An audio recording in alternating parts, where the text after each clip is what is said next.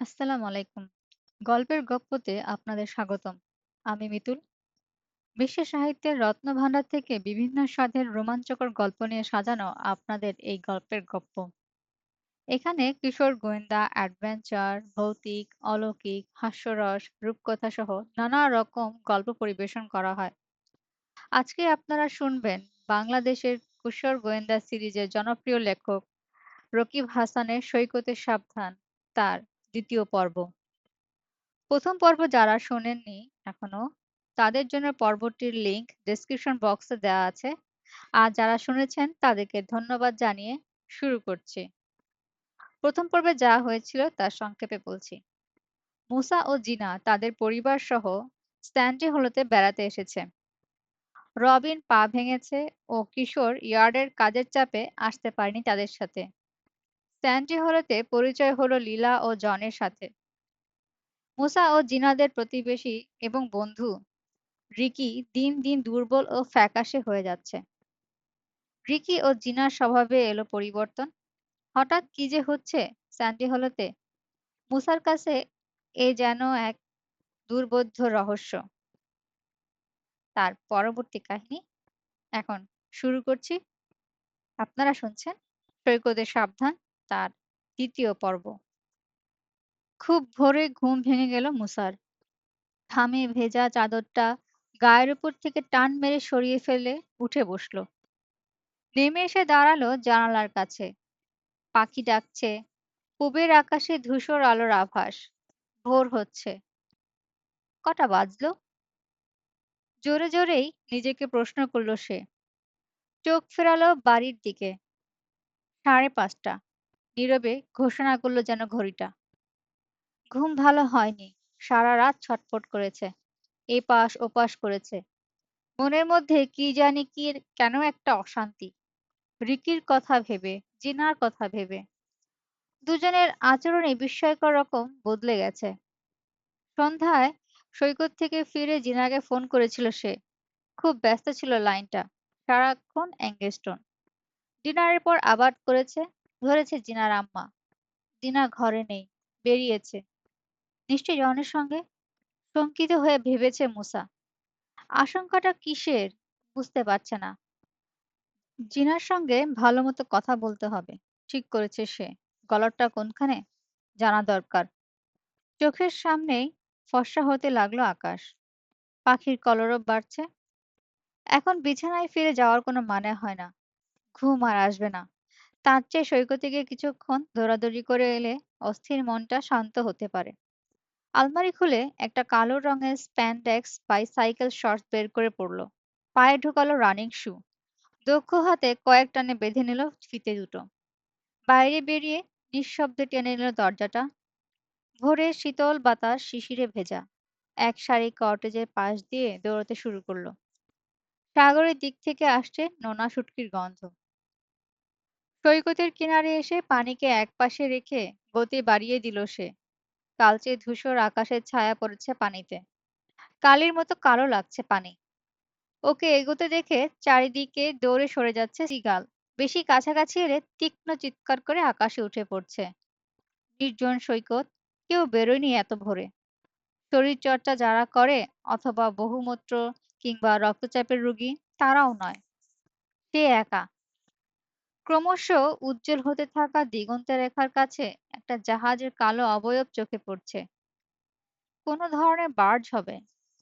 এই আলোয় কেমন বিকৃত হয়ে গেছে আকৃতিটা। ছায়ার মতো কাঁপছে। বাস্তব লাগছে না। মনে হচ্ছে ভুতুড়ে জাহাজ। গতি কমিয়ে দিল মুসা। তবে দৌড়ানো বন্ধ করার কোনো ইচ্ছে নেই। এগিয়ে চলল দৃঢ় পায়ে। একটি অগ্নিকুণ্ডের পাশ কাটিয়ে এলো। পুরোপুরি নিভিনি ওটা। কালো ছায়ের ভেতরে এখনো ধিকি ধিকি আগুন। পোড়া একটা কাঠ ছুঁড়ে দেওয়া হয়েছিল সাগরে। ঢেউ আবার সেটা ফিরিয়ে এনে ফেলেছে সৈকতে। বালিতে মরে পড়ে আছে দুটো স্টারফিশ। নোনা পানির কণা এনে চোখে মুখে ফেলছে বাতাস। ভেজা বালিতে মচমচ শব্দ তুলছে তা জুতো। ধূসর রংকে হালকা পর্দার মতো সরিয়ে দিয়ে উকি দিতে আরম্ভ করেছে ভোরের রক্ত লাল আকাশ। সেই রং প্রতিফলিত হচ্ছে সাগরেও। দারুণ সুন্দর। দৌড়তে দৌড়তে ভাবছে মূসা। ঠান্ডা বাতাসের মধ্যেও বিন্দু বিন্দু ঘাম জমছে কপালে। চোখ তুলে তাকালেই সামনে দেখা যাচ্ছে বালিয়াড়ির ওপারে কালচে পাহাড়ের চূড়াটা। যতই এগোচ্ছে সেদিকে পায়ের নিচে নুড়ির পরিমাণ বাড়ছে। বালি কম, মাটি শক্ত। পাহাড়ের ছায়া থেকে ঠেলে বেরিয়ে থাকা ডগটাও চোখে পড়ছে এখন।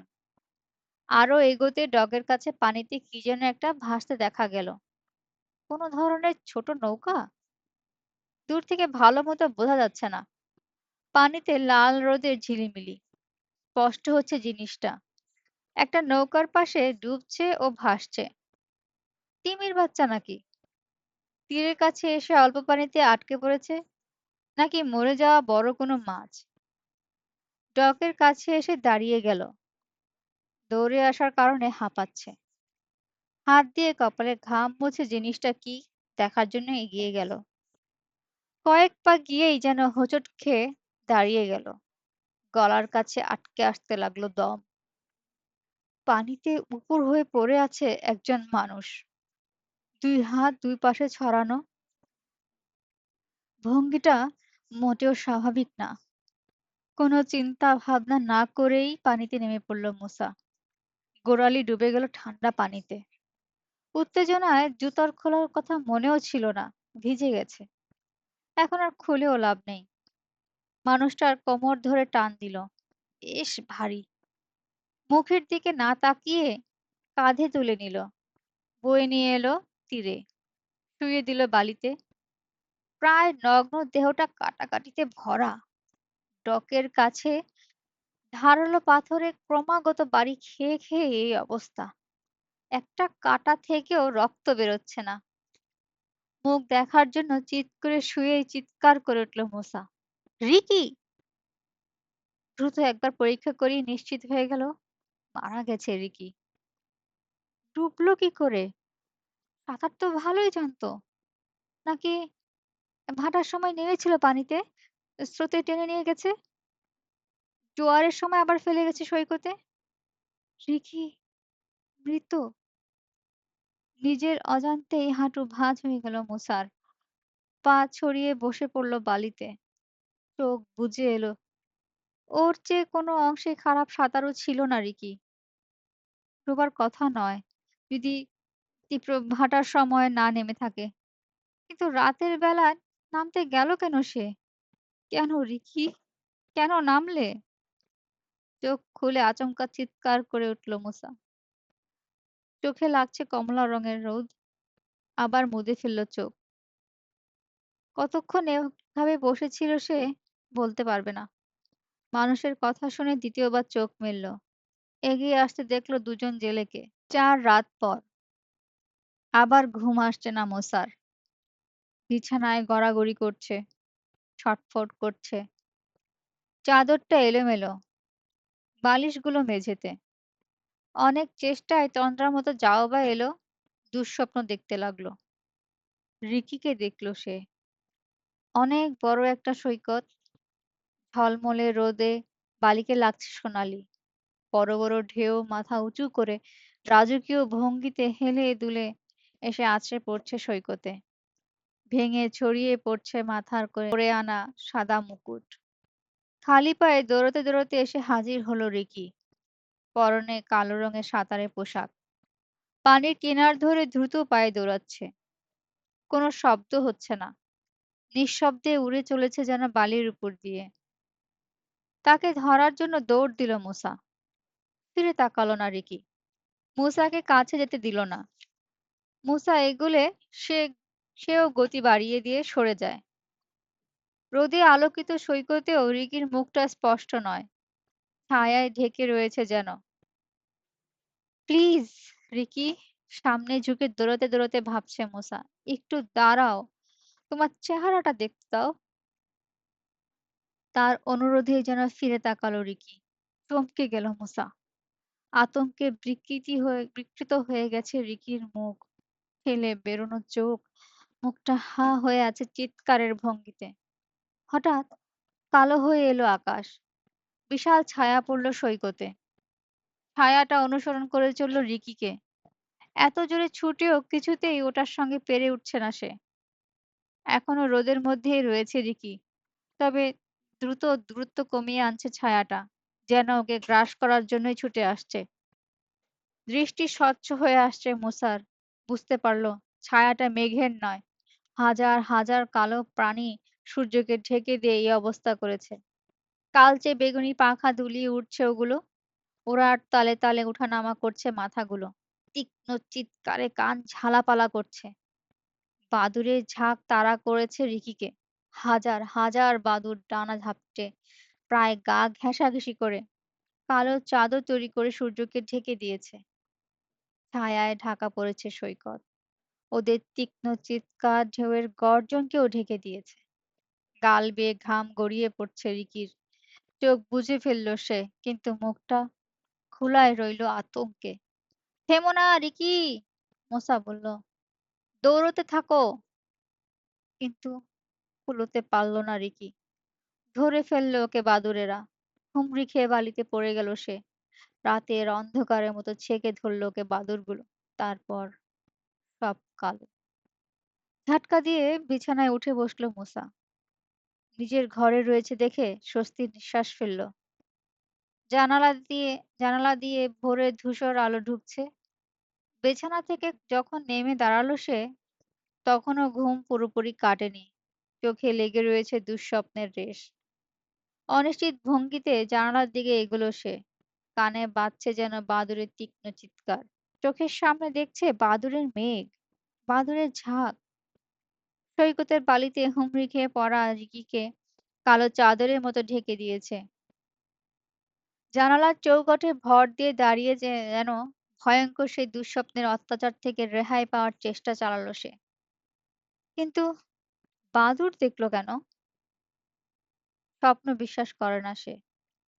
ঘুমের মধ্যে তাহলে কি তার মগজ জরুরি কোনো মেসেজ দিতে চেয়েছে? এত প্রাণী থাকতে নইলে বাদুড় কেন? তবে কি একটু দ্বিধা করে জোরে জোরে উচ্চারণই করে ফেলল সে। ভ্যাম্পায়ার? না, ভূতের কথা ভাবছে না সে, ভ্যাম্পায়ার ব্যাটের কথা ভাবছে। ছোট্ট দ্বীপটা থেকে রাতের বেলা ঝাঁকে ঝাঁকে বাদুড় উড়ে আসতে দেখেছে, বেশিরভাগই নিরীহ ফল খেকো বাদুড়। তবে বড় বাদুড়ের সঙ্গে ছোট আকারের ভ্যাম্পায়ার ব্যাট বাস করাও অসম্ভব নয় ওই নির্জন দ্বীপে। রক্তচোষা ওই বাদুড়গুলোই কি হত্যা করেছে রিকিকে? অসম্ভব নয়। রাতের বেলা সৈকতে নির্জন জায়গায় চলে যেত রিকি, নিজের অজান্তেই ভ্যাম্পায়ারের শিকার হতো। চুপচাপ এসে তার শরীর থেকে রক্ত খেয়ে চলে যেত ওগুলো। সেজন্য দুর্বল বোধ করত, সকালে ঘুম থেকে উঠতে ইচ্ছা করতো না। আমাজনের জঙ্গলে জন্তু জানোয়ার ধরতে গিয়ে ওই বাদুড় সম্পর্কে বিরাট অভিজ্ঞতা হয়েছে মুসার। জানে কিরকম নিঃশব্দে এসে গায়ে বসে ভ্যাম্পায়ার ব্যাট রক্ত খেয়ে চলে যায়। জানা না থাকলে আর সজাগ এবং ওগুলোর ব্যাপারে পুরোপুরি সতর্ক না থাকলে কিছুই টের পাওয়া যায় না। যতই ভাবলো, রিকির রহস্যময় মৃত্যুর আর কোনো কারণই খুঁজে পেল না মুসা। সব খুনেরই মোটিভ বা উদ্দেশ্য থাকে, এ খুনের মোটিভ পায়নি পুলিশ। তার মানে ভ্যাম্পায়ার রক্ত খেয়ে শেষ করে দিয়েছে রিকিকে, এটাই মোটিভ, এবং জোরালো মোটিভ। স্বপ্ন একটা বিশাল উপকার করেছে তার, বিরাট সূত্রটা ধরিয়ে দিয়েছে। পুরোপুরি সজাগ হয়ে গেছে মুসা, ঘুমের লেশ মাত্র নেই আর তার চোখে। কুঁচকানো টেনিস টি শার্টটা তাড়াতাড়ি পরে নিল, মাথায় গলিয়ে গায়ে টেনে দিল আগের দিনের ব্যবহার করা টি শার্ট। রওনা দিল দরজার দিকে। দাঁত ব্রাশ করার কিংবা মুখ ধোয়ারও প্রয়োজন মনে করলো না। রান্নাঘর দিয়ে ছুটে বেরোনোর সময় নাস্তার টেবিল থেকে ডাক দিলেন তার বাবা, এই! কিন্তু ততক্ষণে স্ক্রিন ডোরের বাইরে চলে এসেছে সে। পরে কথা বলবো বলে ছেড়ে দিল পাল্লাটা। লাফ দিয়ে সিঁড়ি থেকে নেমে দৌড়তে শুরু করলো জিনাদের বাড়ির উদ্দেশ্যে।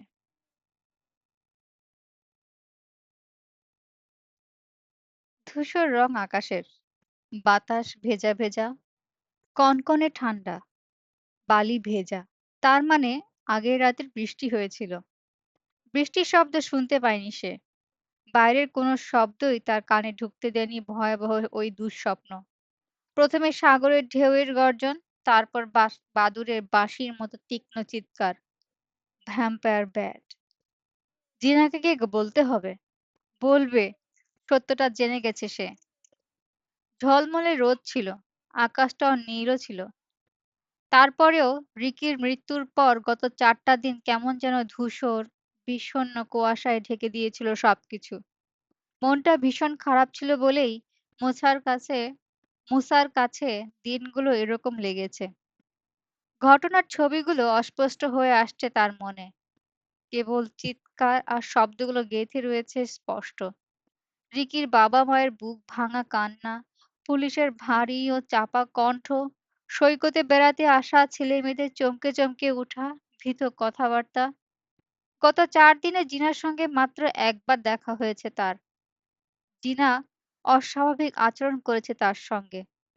রিকির মৃত্যুর রহস্য নিয়ে আলোচনাটা মোটেও জমেনি। গত কয়েকদিনে বারবার কিশোর আর রবিনের অভাব অনুভব করেছে মুসা, বিশেষ করে কিশোরের।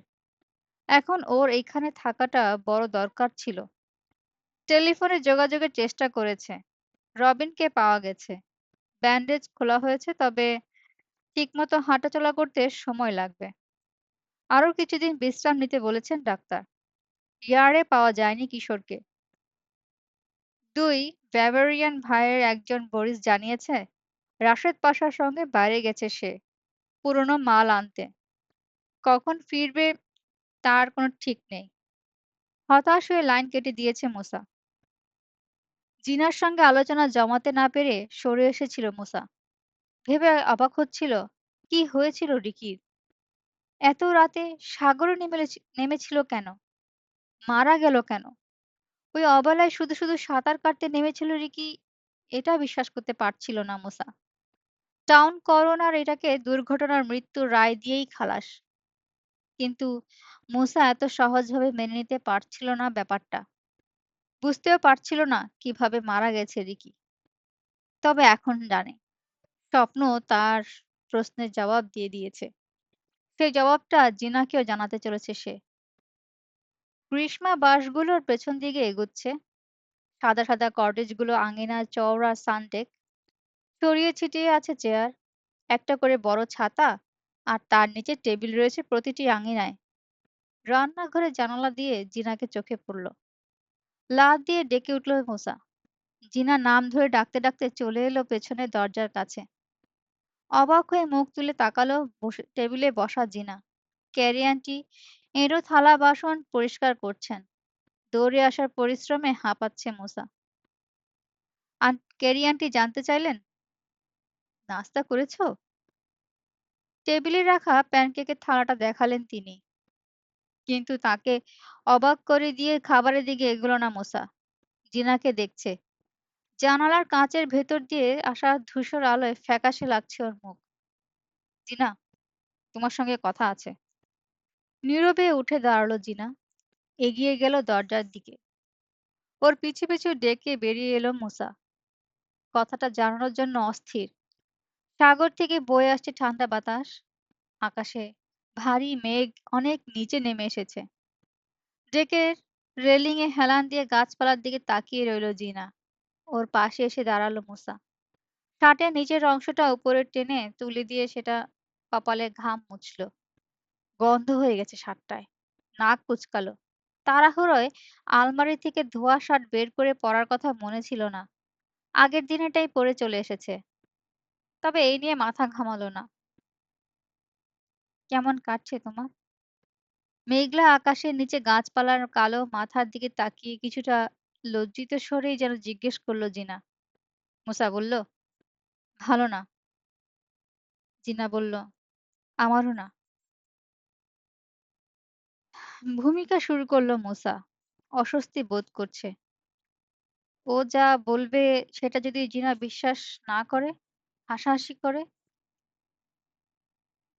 মুসা বলল, "আম, তোমাকে কিছু জরুরি কথা বলতে এসেছি জিনা।" জিনা বলল, আমার ঘুম পাচ্ছে। তাজা বাতাসেই বোধহয়। মুসা বলল, জিনা, আমি কি বলছি শুনছো? রিকি কিভাবে মারা গেছে জেনে ফেলেছি। চোখের পাতা শুরু করে ফেলল জিনা। রক্ত সরে গিয়ে আরো ফ্যাকাশে হয়ে গেল মুখটা। কিভাবে মারা গেছে সেটা তো আমিও জানি মুসা। পানিতে ডুবে। অধৈর্য ভঙ্গিতে নিজের শার্টের ঝুল ধরে এক টানে প্রায় হাঁটুর কাছে নামিয়ে নিয়ে দিল মুসা। বলল, জিনা প্লিজ, শোনো, প্লিজ জিনা। জবাব দিল না জিনা। মুসার চোখের দিকে তাকিয়ে রইল। জবাবটা স্বপ্নের মধ্যে পেয়েছি আমি। গলা কাঁপছে মুসার, কিন্তু আমি জানি এটাই সত্যি। এবারও কোনো কথা বলল না জিনা। তাকিয়ে রয়েছে ওর দিকে। মুসা বলল, ভ্যাম্পায়ারে খুন করেছে রিকিকে। এক পা পিছিয়ে গেল জিনা। এমন করে দুহাত তুলে ধরলো যেন মুসার কথার অস্ত্র থেকে আত্মরক্ষা করতে চায়। বলল, তাই? জোর দিয়ে মুসা বলল, ভ্যাম্পায়ার। সৈকতের উপর দিয়ে হাজার হাজার বাদুড় উড়ে যেতে দেখেছি রোজ। বেশিরভাগই ফলকেকো বাদুড়। আমার বিশ্বাস, ফলকেকোগুলোর যেখান থেকে আসে সেখানে ভ্যাম্পায়ার বেঁচে রয়েছে। রিকিকে ঝাঁঝালো কণ্ঠে বলল জিনা। মুসা থামো, এসব রসিকতা এখন আর ভাল লাগছে না আমার। দুই হাত আড়াআড়ি করে রাখলো বুকের উপর। জিনাকে বোঝাতে গিয়ে ওর গলার দিকে চোখ পড়ে থমকে গেল মুসা। খাইছে বলে অস্পষ্ট একটা শব্দ বেরিয়ে এলো মুখ থেকে। হাঁ হয়ে তাকিয়ে রইল।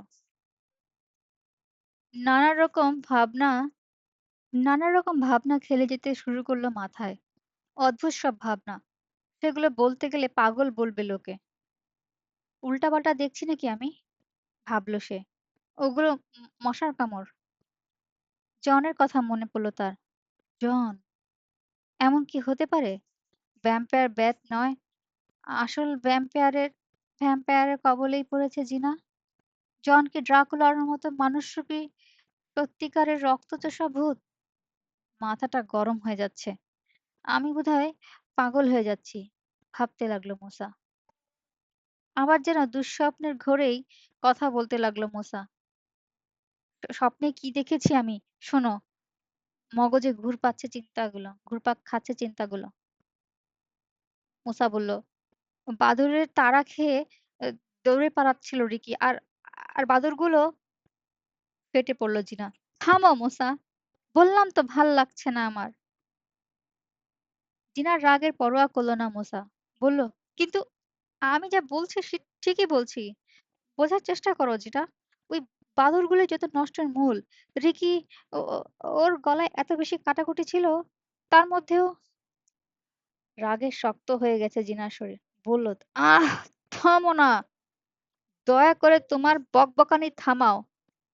মুসা বলল, কিন্তু জিনা। গর্জে উঠল জিনা। থামো। থমকে গেল মুসা। ভুলটা কি বলল সে? ওর কথা কেন শুনতে চাইছে না জিনা? বিশ্বাস করুক বা না করুক, কথা তো শুনবে। মুসা, তোমার বয়স বেড়েছে। আগের ছোট্ট খোকাটি আর নেই তুমি, যে সবসময় ভূতের ভয়ে কাবু হয়ে থাকবে। এখন আর ওসব মানায় না। তামাটে চোখে রাগে যেন আগুন জ্বলছে জিনার। মুসার কাছে ওর এই আচরণ রীতিমতো অস্বাভাবিক লাগলো। জিনা বলল, বড় হও। তোমার এত ঘনিষ্ঠ একজন বন্ধু মারা গেল, আর তুমি বসে বসে হরর ছবির গল্প তৈরি করছো। চিৎকার করে উঠল মুসাও। না, তা করছি না। কিন্তু তাকে কথা শেষ করতে দিল না জিনা। বলল, দেখো, জীবনটা কাহিনী নয়, বাস্তব। আশ্চর্য, কবে এত বড় হয়ে গেল জিনা? রকি বিচ থেকে আসার সময় তো এরকম ছিল না। স্যান্ডি হলোতে এসে মাত্র কদিনে। তর্ক করতে লাগলো মুসা। জীবনটা যে কাহিনী নয় তা আমি জানি, কিন্তু। চোখের কোণে পানি এসে গেছে জিনার। বলল, "কি আমাদের বন্ধু ছিল। ওর মৃত্যুতে তোমার যেমন কষ্ট হচ্ছে, আমারও হচ্ছে। মেনে নেওয়া কঠিন। কিন্তু এটাই বাস্তব। চোখের পানি গোপন করার চেষ্টা করে কিভাবে মারা গেছেও করে বলতে পারছে না কেউ।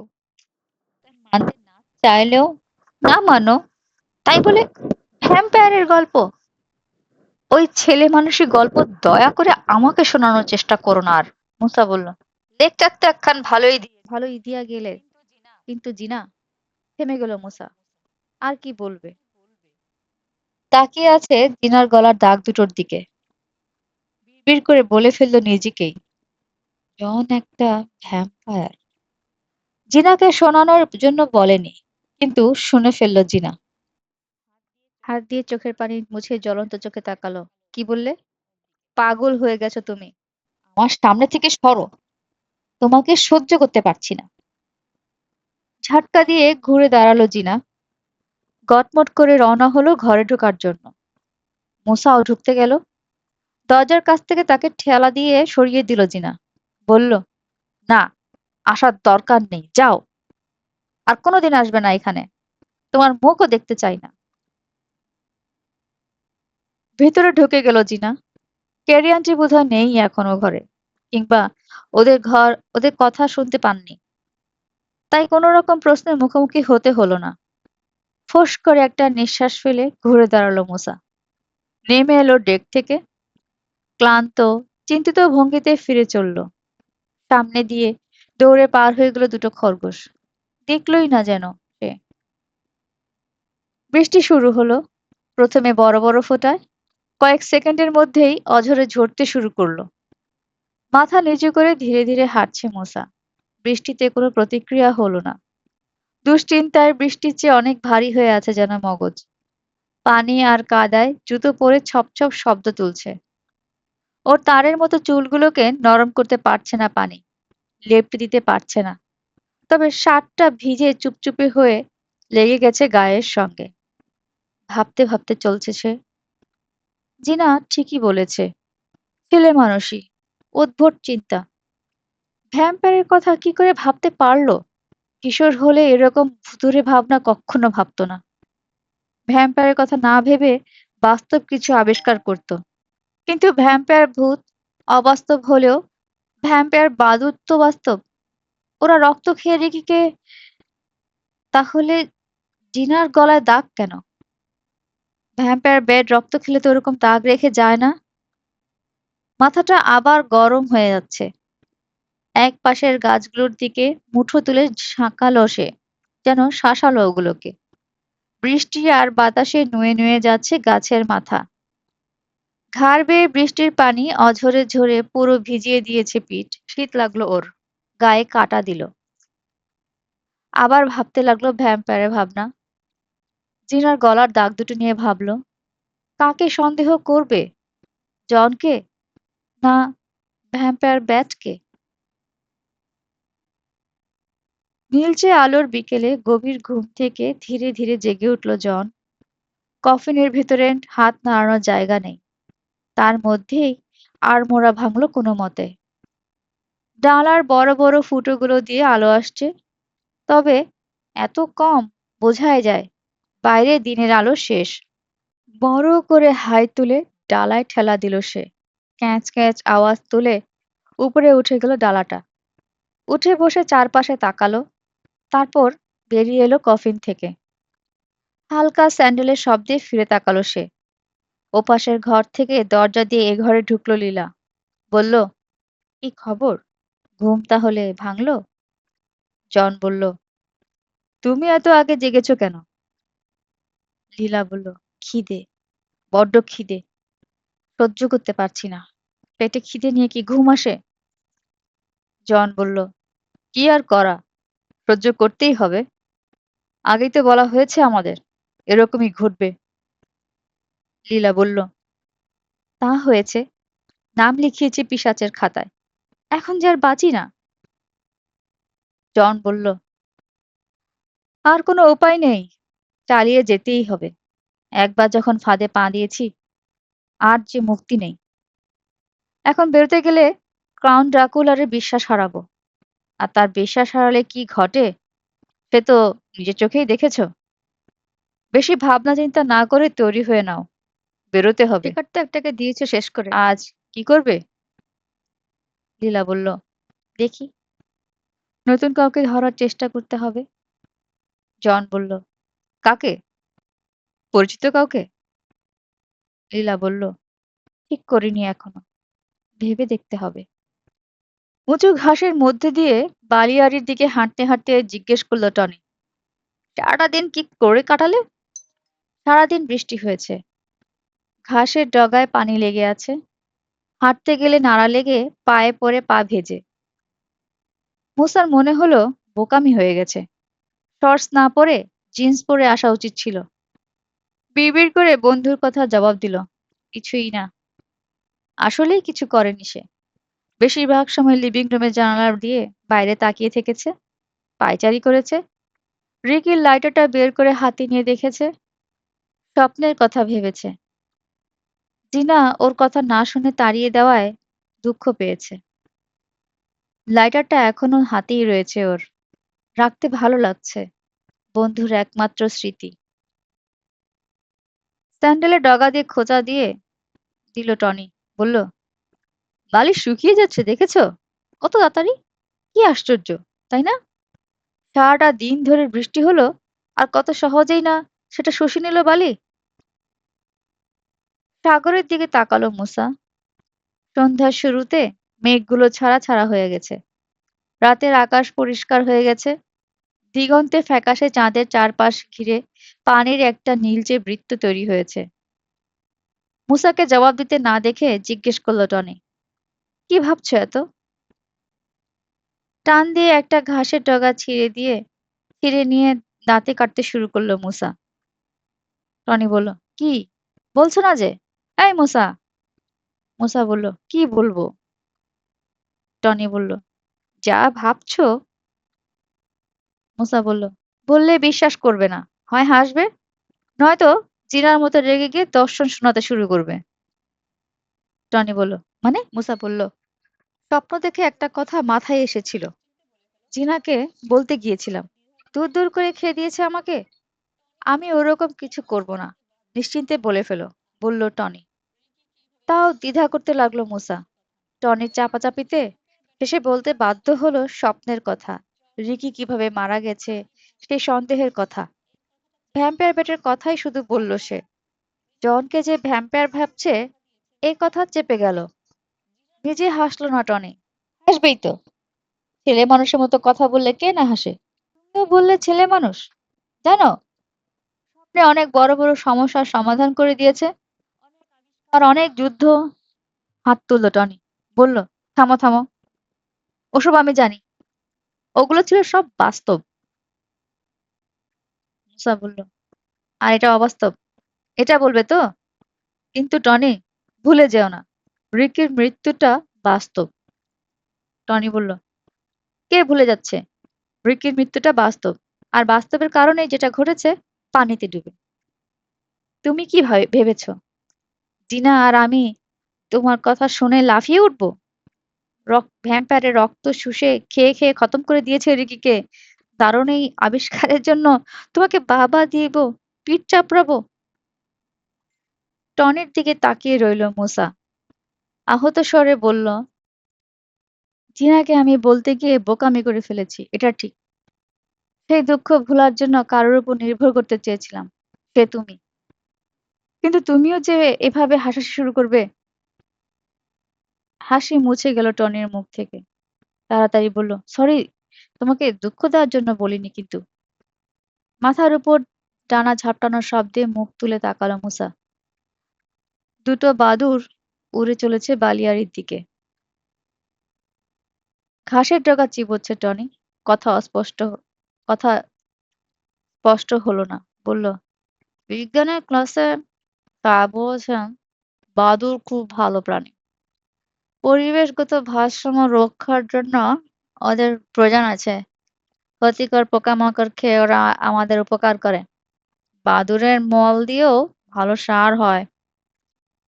তিক্ত কণ্ঠে বলল মুসা, ওই সার তুমি গিয়ে জমিনে ফেলোগে, আর জাহান্নামে যাক তোমার বিজ্ঞানের ক্লাস। রাগ করলো না টনি, বলল, তোমার মনের অবস্থা বুঝতে পারছি। রিকির কথাটাও মন থেকে সরাতে পারছি না, বেচারা। তাছাড়া জিনার সঙ্গে ওই অপরিচিত লোকটার খাতির। হাত নেড়ে বলল মুসা, বাদ দাও ওসব কথা। নিজের কর্কশ কণ্ঠ শুনে নিজেই অবাক হয়ে গেল। ভাল লাগছে না শুনতে। কোনো কথা বলেই আর জমবে না বুঝতে পেরে টনি বলল, তার তো চলো প্রিন্সেসে চলে যাই, মন ভালো হবে। যাবে?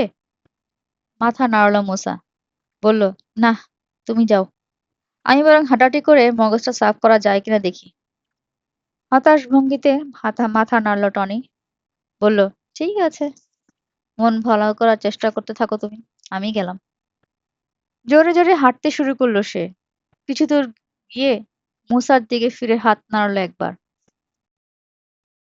জোরে জোরে হাঁটতে শুরু করলো সে। কিছু দূর গিয়ে মুসার দিকে ফিরে একবার হাত নাড়ল। বালিয়াড়ির দিকে হাঁটতে থাকলো মুসা। চিন্তায় তাই ভারী হয়ে আছে মন। সামনে কতগুলো ছেলে মেয়েকে জটলা করতে দেখে আর সেদিকে এগুলো না। ঘুরে গেল পাহাড়টার দিকে।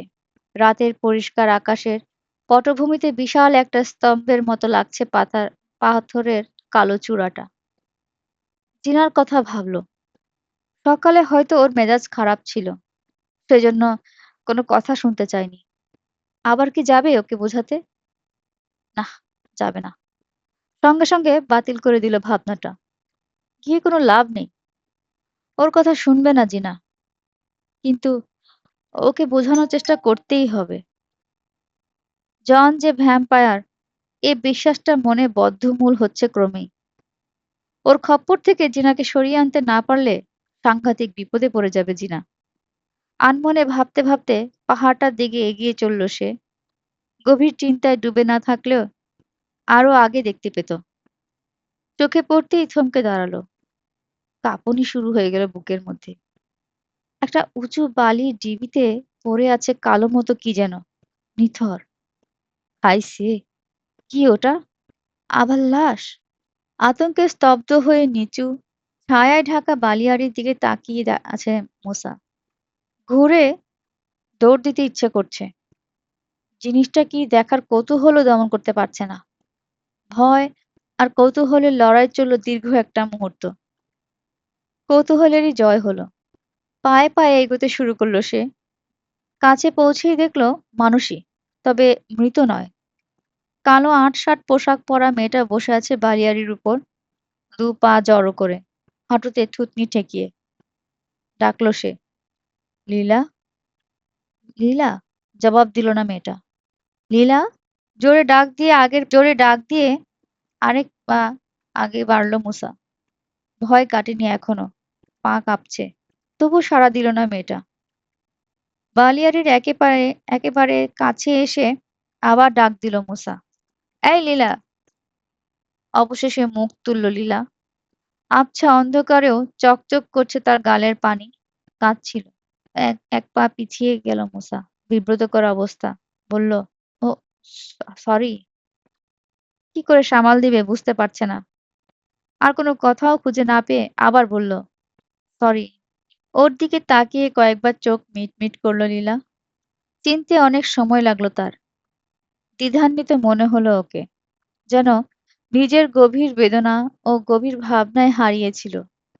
বাইরের কারোর সেখানে প্রবেশাধিকার নেই। হাসল।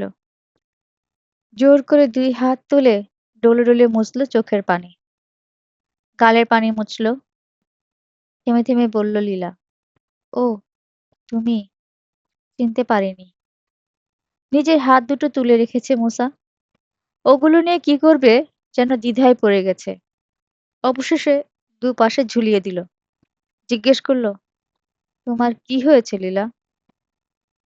দীর্ঘশ্বাস ফেলল লীলা।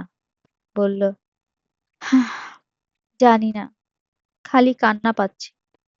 মুসা বলল, রিকির জন্য? বলেই থমকে গেল। প্রশ্নটা বোকার মতো হয়ে গেল না তো?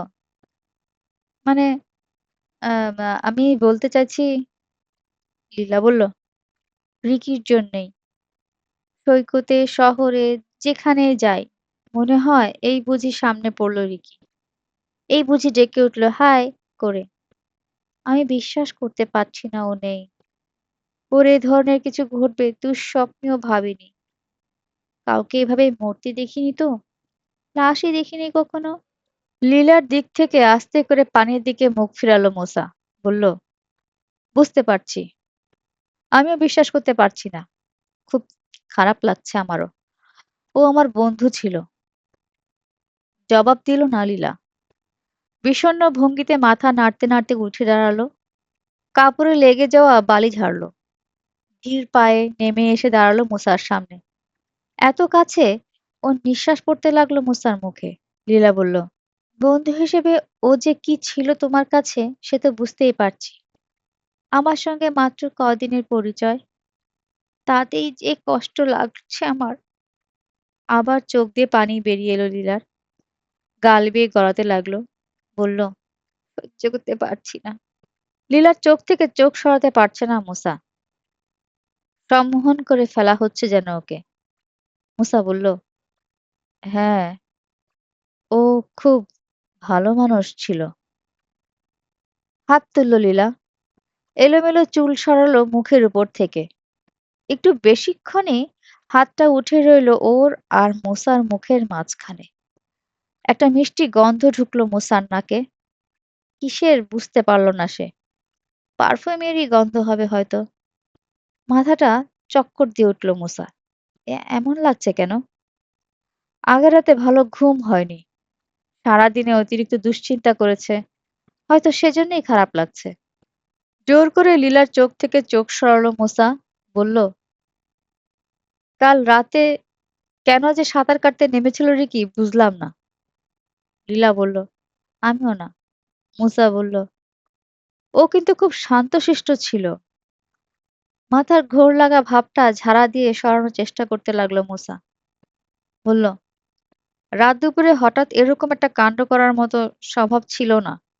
মুসার মাথা ছাড়িয়ে বহু দূরে দৃষ্টি ছড়িয়ে দিল লীলা। নির্জন সৈকতটা দেখছে। লীলা বলল, সেটা ওর সঙ্গে কয়েকদিনের পরিচয়ই বুঝেছিলাম। অবাক লেগেছে সেজন্যেই। কাল রাতে আমাকে কটেজে পৌঁছে দিয়ে যখন বলল যে সে স্কিন টাইপে যাচ্ছে, বিশ্বাস করতে পারিনি। আমি ভেবেছি ও বাড়ি ফিরে যাবে। মাথা ঘুরছে মোসার। বলল, অবাক কাণ্ড। লীলা বলল, সকালে যখন শুনলাম খবরটা। কথা আটকে গেল লীলার। শব্দ করে কেঁদে উঠল। সান্ত্বনা দেওয়ার জন্য ওর কাঁধে হাত রাখলো মোসা। কেঁপে উঠল লীলা। কয়েকটা সেকেন্ড ফুপিয়ে ফুপিয়ে কেঁদে মুখ তুলে তাকালো। জোর করে হাসি ফুটালো মুখে। বলল, সরি। কি করব, কিছুতেই থামাতে পারছি না। ঘটনার পর এই প্রথম পেলাম যার সঙ্গে মন খুলে কথা বলতে পারছি। মুসার হাতটা ধরল সে। আরো এগিয়ে এলো। অস্বস্তি বোধ করছে মুসা। ওর গলার দিকে তাকাচ্ছে লীলা। চোখে চোখ রাখলো আবার। মুসার অস্বস্তি বাড়ছে। সরে যাওয়ার কথা ভাবছে। সেটা বুঝতে পারলো বোধহয় লীলা। দীর্ঘ একটা মুহূর্ত ওর চোখে চোখ রেখে চেয়ে রইল। দ্বিধা করছে। কোনো একটা ব্যাপারে সিদ্ধান্ত নিতে পারছে না যেন। আচমকা হাতটা ছেড়ে দিয়ে সরে গেল। কোনো কথা না বলে ঘুরে লম্বা লম্বা পায়ে দৌড়তে শুরু করলো পাহাড়ের দিকে। কি ভেবে মুসাও পিছু নিল তার। সে রাতেও রিকিকে স্বপ্নে দেখলো মুসা। তাকে সাবধান করে দিতে এসেছিল রিকি। কি করে মারা গেছে ইনিয়ে বিনিয়ে জানালো। রক্ত শুষে খেয়ে তাকে শেষ করে দিয়ে সাগরে ফেলে দিয়েছে। গলার ফুটো দুটো দেখালো। ভ্যাম্পায়ারের কাছ থেকে সাবধানে থাকতে বলল। রিকি মিলিয়ে যেতেই একদল ভ্যাম্পায়ারকে আসতে দেখল মুসা। তাড়া করলো ওকে। দৌড়ে পালাতে গিয়ে কোনো উপায় না দেখে শেষে সাগরে ঝাঁপ দিল সে। টান দিয়ে মাঝ সাগরে ভাসিয়ে নিল ওকে স্রোত। প্রচন্ড ঢেউ ঝাঁকাতে শুরু করলো। বহু দূর থেকে ডাক শোনা গেল, এই মুসা, মুসা। ঘুম ভেঙে গেল মুসার। দেখে ঢেউয়ে নয়, কাঁধ ধরে ঝাঁকি দিচ্ছেন তার বাবা। কি ব্যাপার, ওঠো, আজ এত দেরি কেন? চোখ ডলতে ডলতে জবাব দিল মুসা, অনেক রাতে শুয়েছি। জানালার দিকে তাকিয়ে দেখলো পর্দা সরিয়ে দিয়েছে বাবা। জানালার দিকে তাকিয়ে দেখলো পর্দা সরিয়ে দিয়েছে বাবা। সোনালি রোদ এসে পড়েছে মেঝেতে। 10টা তো বাজে। টেবিল ঘড়িটার দিকে হাত তুললেন মিস্টার আমান। বললেন, ওঠো। আমরা সব কাপড় চোপড় পরে রেডি। জলদি উঠে কাপড় পরে নাও। পিয়ারে যাওয়ার সময় নাস্তা খেয়ে নিও। হাইছে! ক্লান্ত ভঙ্গিতে উঠে বিছানার বাইরের মেঝেতে পা রাখলো মোসা। চোখের পাতা আধবোঝা করে বাবার দিকে তাকালো। এখনো পুরো খুলতে পারছে না। বলল, কোথায় যেন যাওয়ার কথা আমাদের? ভুলে গেছো? সমুদ্রে ছিপ দিয়ে মাছ ধরতে যাওয়ার কথা না? ডক্টর বেনসনের বুটে করে। ছেলের কাঁধ ধরে আবার ঝাঁকি দিলেন মিস্টার আমান। বললেন, বসে আছো কেন? জলদি করো। কাজ ছেড়ে দিয়ে দরজার দিকে রওনা দিলেন তিনি। মুসা বলল, আমি পারবো না বাবা। বলেই ধপ করে আবার বালিশের উপর পড়ল মুসা। দরজার কাছে গিয়ে ঘুরে দাঁড়ালেন আমান। উদ্বেগ ফুটে উঠেছে চেহারায়। বললেন, কি ব্যাপার? শরীর খারাপ নাকি? হ্যাঁ, বলেই তাড়াতাড়ি শুধরে নিল মুসা। বলল, না, জানি না, বুঝতে পারছি না। বালিশ থেকে মাথা তুললো না মুসা।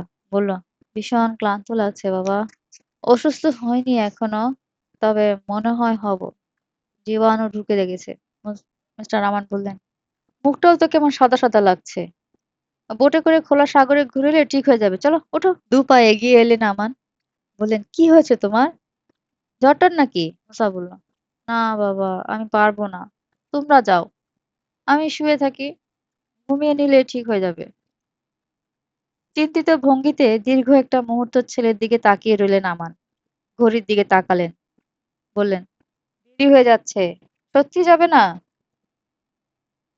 মুসা বলল, না, ডক্টর বেনসনকে বলো আমার জন্য দেরি হয়ে গেছে তোমাদের। তিনি কিছু মনে করবেন না। আনমনে মাথা ঝাঁকালেন আমান। আরেকবার দ্বিধা করে বেরিয়ে যাওয়ার জন্য আবার এগোলেন দরজার দিকে। দরজার কাছে গিয়ে আবার ঘুরলেন। বললেন, এখনো ভেবে দেখো, পরে কিন্তু পস্তাবে। ছিপ দিয়ে বড় মাছ ধরার সুযোগ কিন্তু সবসময় আসে না। মুসা বলল, পস্তালেও কিছু করার নেই বাবা, আমি জোর পাচ্ছি না। মাথা ঝাঁকিয়ে কিছুটা হতাশ ভঙ্গিতেই যেন বেরিয়ে গেলেন আমান। কয়েক মিনিট পর সদর দরজা লাগানোর শব্দ কানে এলো মুসার। আরো কয়েক মিনিট পর গাড়ির ইঞ্জিন স্টার্ট নেওয়ার শব্দ।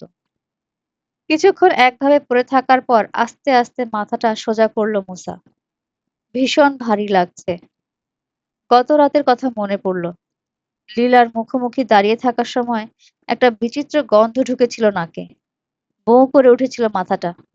তারপর থেকে আবার তারপর থেকে আর সুস্থ বোধ করেনি। আরো মনে পড়ল, লীলা পাহাড়ের দিকে চলে গেলে সেও পেছন পেছন গিয়েছিল ও কোথায় যায় দেখার জন্য। কিন্তু কিছু দূর যাওয়ার পর থেকে এমন মাথা ঘোরা শুরু করলো, হাঁটা তো দূরের কথা, দাঁড়িয়েই থাকতে পারছিল না আর। বসে পড়েছিল। তারপর আর মনে নেই। একসময় দেখে বালির উপর চিত হয়ে পড়ে আছে। উপরে খোলা আকাশ, আশেপাশে একদম নির্জন। লীলাও ছিল না।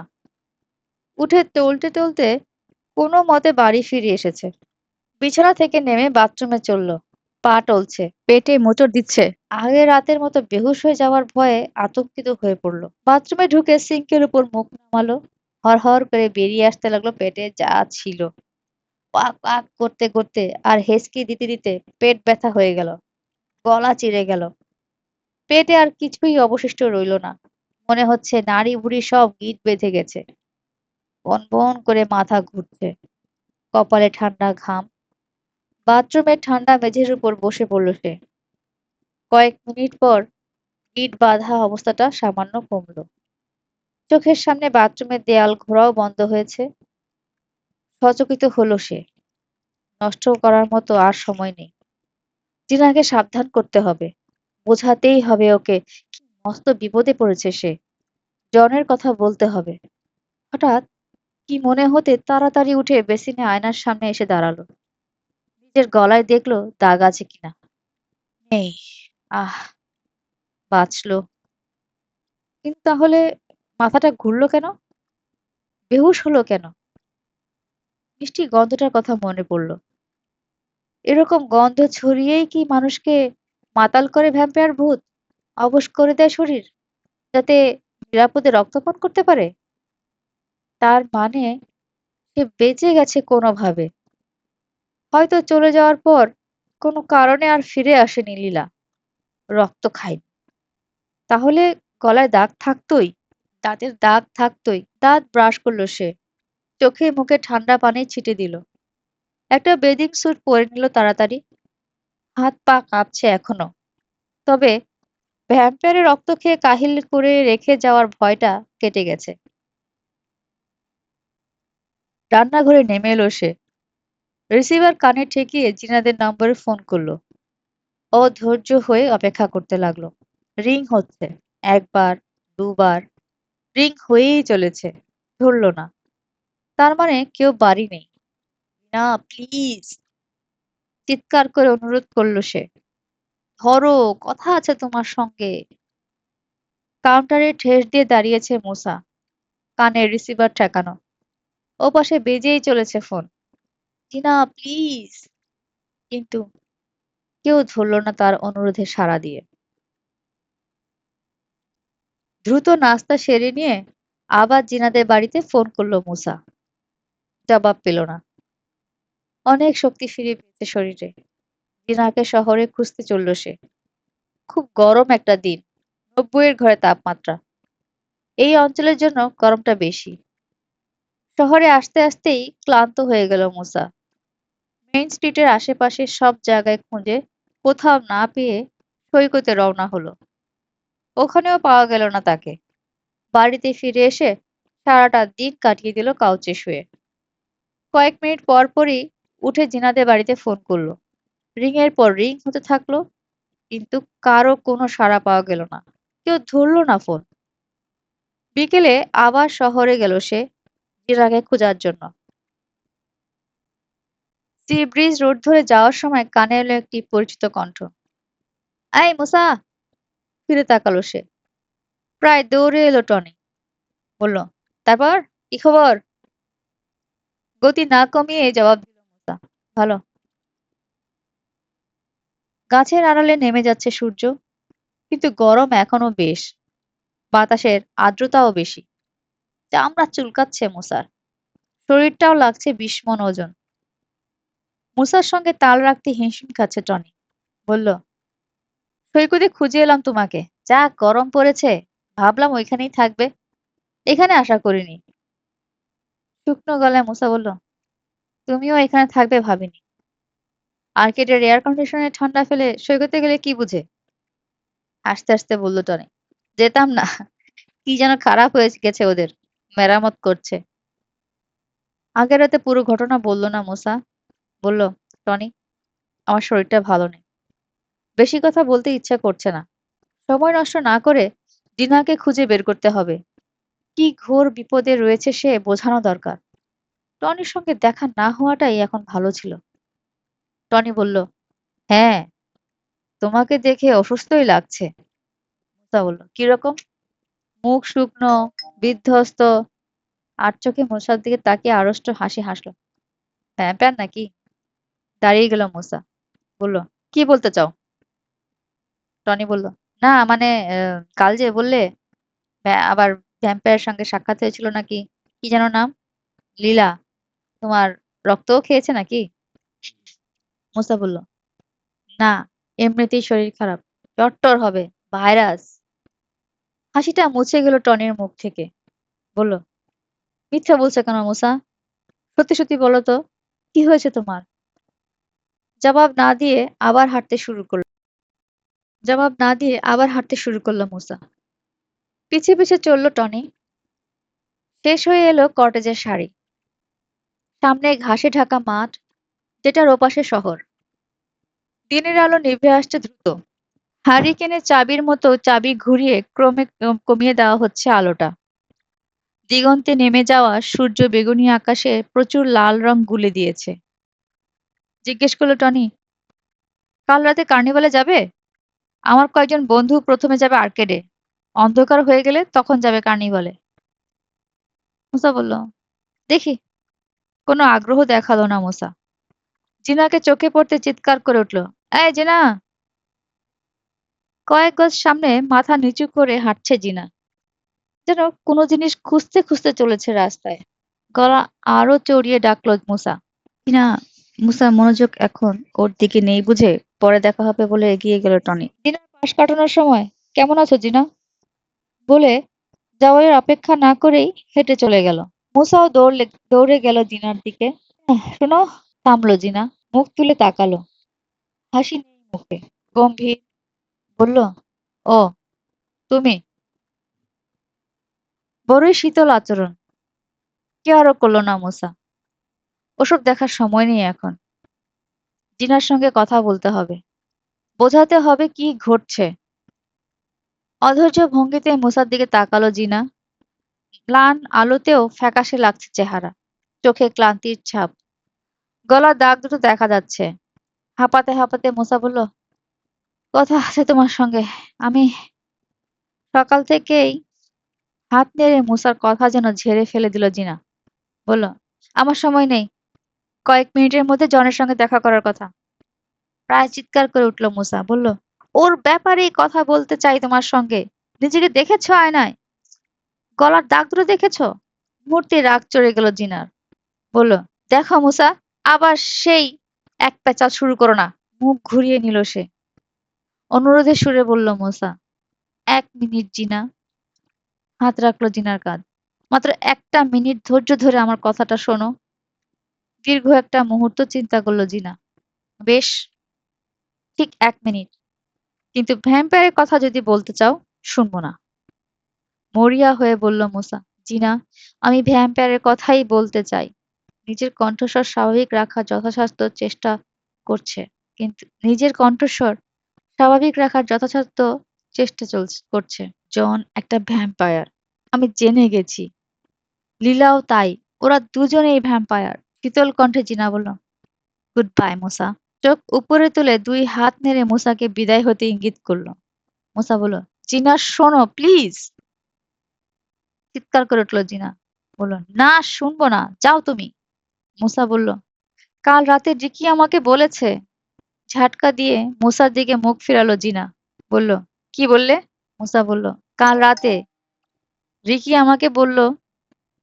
জিনা বলল, কোথায় দেখা হলো ওর সঙ্গে? মুসা বলল, স্বপ্নে। অনেকটা মোলায়েম হয়ে গেল জিনার কণ্ঠ। সহানুভূতির সুর। বলল, মুসা, তোমার চিকিৎসা হওয়া দরকার। রিকির জন্য আমাদের সবারই কষ্ট। কিন্তু তোমার বেলায় বাড়াবাড়ি হয়ে গেছে। তোমার মগজে ঘটে গেছে কিছু। তোমার চিকিৎসা দরকার। হতাশা চাপা দিতে পারল না মুসা। বলল, না, আমার কিছু দরকার নেই। আমি জানি আমি ঠিক আছি জিনা। আমার কথা শুনলে পাগলামিই মনে হবে।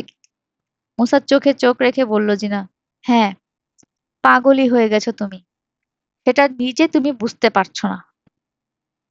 মুসা বলল, আমি জানি আমি পাগল হইনি। দয়া করে আমার কথা কি একটু শুনবে? জিনা বলল, এখন পারবো না। আমি এখন একটা জিনিস খুঁজছি। মুসা বলল, কি জিনিস খুঁজছো? মাথা নিচু করে আবার হাঁটতে শুরু করলো জিনা। মনে হলো কিছু হারিয়েছে রাস্তায়। স্যান্ডেলের ঘষায় খসখস শব্দ হচ্ছে। চঞ্চল হয়ে খোঁজাখুঁজি করছে তার চোখ জোড়া। মুসার দিকে না তাকিয়ে জবাব দিল, একটা রূপার ক্রুজ। কাল রাতে জনের সঙ্গে বেরিয়েছিলাম। তখন কোনোভাবে গলা থেকে পড়ে গেছে ওটা। তাজ্জব হয়ে গেল মুসা। বলল, ক্রুজ? তোমার গলায় ক্রুজ? তুমি আবার কবে থেকে ধর্ম পালন শুরু করলে? গির্জায় যাও? জিনা বলল, ধর্ম পালন না করলে কি ক্রুজ গলায় পরা যায় না? গত জন্মদিনে আমার এক নানা দিয়েছিলেন। আসলে ওটা একটা লকেট। ক্রুশের মতো দেখতে। ক্রুশের মতো করে তৈরি। মাঝখানে একটা পাথর বসানো। মুসা বলল, তোমার নানা কি পাদ্রী? জিনা বলল, কি করে বুঝলে? মুসা বলল, নাতনিকে ক্রুশের মতো লকেট উপহার দেন যিনি, তিনি ওরকমই কিছু হবেন। এটা আন্দাজ করতে জ্যোতিষ হওয়া লাগে না। কিন্তু কাল পড়তে গিয়েছিলে কেন? জিনা বলল, মা সুটকেস থেকে জিনিসপত্র বের করছিল। ও হঠাৎ এটা দেখে পড়তে ইচ্ছা করলো, নিয়ে নিলাম। হারিয়ে ফেলবো কল্পনাই করিনি। খুঁজে এখন বের করতেই হবে। নইলে খুব কষ্ট পাবে মা। রেগে যাবে। রূপার ক্রুশ। অন্ধকারে যেন আশার আলো দেখতে পেল মুসা। শুনেছে ভূতেরা নাকি ক্রুশকে ভয় করে, ভ্যাম্পায়ারেরা তো জমের মতো ভয় করে। উত্তেজিত হয়ে উঠেছে মুসা, বলল, জন দেখেছে নাকি ওটা? দেখে কি করলো? তোমার গলায় দেখে সরে গেল না? ফেলে দিতে বললো না? কুকড়ে গিয়েছিল? জবাব দিল না জিনা। ও সামনে এসে দাঁড়ালো মুসা। মুখ দেখে অনুমানের চেষ্টা করলো জন কি করেছিল। ভুরু কুঁচকে ফেলেছে জিনা। বলল, এরকম পাগলের মতো করছো কেন তুমি বলো তো? সত্যি কথা শুনবে? ক্রুশটা ওকে দেখিয়েছি, ও পছন্দ করেছে। মুসা বলল, চোখ অন্যদিকে সরিয়ে রাখার চেষ্টা করেনি? জিনা বলল, না, মোটেও ভয় পায়নি। বরং চেনের হুক একবার খুলে গিয়েছিল, সে ওটা আটকে দিতে সাহায্য করেছে আমাকে। পরস্পরের দিকে কিছুক্ষণ তাকিয়ে রইল দুজনে। তারপর রুক্ষ কণ্ঠে জিনা বলল, এতেই প্রমাণ হয়ে গেল তোমার ধারণা ভুল। নাছোড় বান্দার মতো জিনার পিছে পিছে হাঁটতে লাগলো মুসা। বলল, না, কিছুই প্রমাণ হলো না। ভিন্নভাবে জিনাকে বোঝানোর চেষ্টা চালালো। এখনো তোমার ক্লান্ত লাগে?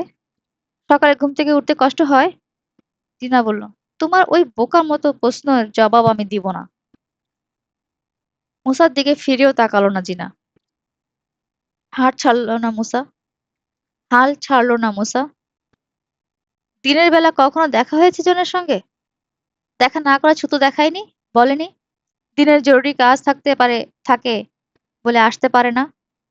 ও যেখানে কাজ করে সে জায়গাটা চেনো? একবারও তোমার মনে হয়নি সে রাতে আমরা যখন পিৎজা খাচ্ছিলাম কেন সে মুখে তুলতেও রাজি হয়নি? রাগে ঝাঁকি দিয়ে ঘুরে দাঁড়ালো জিনা। মুঠো হয়ে গেছে দুই হাত। বলল, মুসা, তোমার মাথা খারাপ হয়ে গেছে। মুসা বলল, যা জিজ্ঞেস করছি জবাব দাও জিনা। জিনা বলল, তুমি এখন বিদায় হলে আমি খুশি হব। মুসা বলল, না, আমি বিদায় হব না যতক্ষণ না তুমি আমার কথা শুনছো। আমি যাব না। চিৎকার করে উঠল জিনা। বলল, মোসা, দোহাই লাগে তোমার, যাও এখন। বিরক্ত করো না আমাকে, আমার অসহ্য লাগছে। গেল না মুসা, বরং জিনাকে শান্ত করার জন্য ওর কাঁধে হাত রাখতে গেল। ঝটকা দিয়ে সরে গেল জিনা। জনের আগমনটা টেরই পায়নি মুসা। যখন দেখলো নিজের অজান্তেই মুখ থেকে বেরিয়ে এলো, খাইছে। জনের পরনে কালো জিন্স, গায়ে লম্বা হাতওয়ালা কালো পুলোভার। গরমের মধ্যে এই পোশাক পরে না সাধারণত কেউ। কি হয়েছে? মুসার দিকে তেরা দৃষ্টিতে তাকিয়ে থেকে জানতে চাইল জন। ভয়ে বুকের মধ্যে কাঁপুনি শুরু হলো মুসার। পেটে খামচি দিয়ে ধরার মতো অনুভূতি। ঠান্ডা হয়ে আসতে লাগলো হাত পা। টিনা বলল, না, কিছু হয়নি। এক পা পিছিয়ে এলো মুসা। দুই হাত ঝুলে পড়েছে দুই পাশে। জনের চোখে জ্বলন্ত দৃষ্টি যেন গরম লোহা চোখা শিকের মতো ঢুকে যাচ্ছে তার মগজের মধ্যে। জন যে রেগে যাচ্ছে বুঝতে পেরে তাড়াতাড়ি বলল, জিনা, বললাম তো কিছু হয়নি, এমনি কথা বলছিলাম আমরা। জিনার দিকে ফিরল জন। মুহূর্তেই বদলে গেল মুখের ভঙ্গি। হাসলো। বলল, সেই এমনি কথাটা আমাকে নিয়ে হচ্ছিল। মুসাকে আমার নাম বলতে শুনলাম। জনের হাত ধরে ধরল জিনা, টান দিল, বলল, হ্যাঁ, ভুল শুনোনি। পাশাপাশি হাঁটতে শুরু করলো দুজনে। চলে যাচ্ছে। কিছুই আর করার নেই মুসার। স্তব্ধ হয়ে দাঁড়িয়ে তাকিয়ে আছে দুজনের দিকে। জনের জ্বলন্ত দৃষ্টি যেন এখনো বিদ্ধ করছে ওকে। চলতে চলতে একবার ফিরে তাকালো জিনা। মুসা এখনো পেছন পেছন আসছে কিনা দেখলো বোধহয়। জন একটিবারের জন্যও ফিরল না। আমি ঠিকই সন্দেহ করেছি, নিজেকে বলল মুসা। আমার ধারণাই ঠিক। পথের মোড়ে দুজনকে হারিয়ে যেতে যেতে দেখলো। কিন্তু কি করে প্রমাণ করবে জিনার কাছে? কিশোরকে খবর দিবে? যদি ওকে না পাওয়া যায়? পাওয়া গেলেও আসতে যদি দেরি করে ফেলে? বাঁচানো যাবে না জিনাকে। বাঁচাতে হলে তাড়াতাড়ি কিছু করা দরকার। কি করবে? কি করে বোঝাবে ওকে? উপায়টা বিদ্যুৎ চমকের মতো ঝিলিক দিয়ে উঠল মাথার মধ্যে। হ্যাঁ, এক এটাই একমাত্র পথ। নিজের চোখে দেখলে বিশ্বাস করতে বাধ্য হবে জিনা। আপনারা শুনছিলেন রকিব হাসানের রচিত সৈকতে সাবধান, তার দ্বিতীয় পর্ব। গল্পটি কেমন লাগলো তা কমেন্ট করে জানাবেন। গল্পের গপ্প চ্যানেলটি সাবস্ক্রাইব না করে থাকলে এখনই সাবস্ক্রাইব করবেন প্লিজ। লাইক এন্ড শেয়ার দিয়ে আমাদের পাশে থাকবেন। আপনাদের ভালোবাসা আমাদের অনুপ্রেরণা যোগায়। খুব শীঘ্রই নিয়ে আসবো সৈকতে সাবধানের তৃতীয় ও অন্তিম পর্ব। সে পর্যন্ত ভালো থাকবেন। আল্লাহ হাফেজ।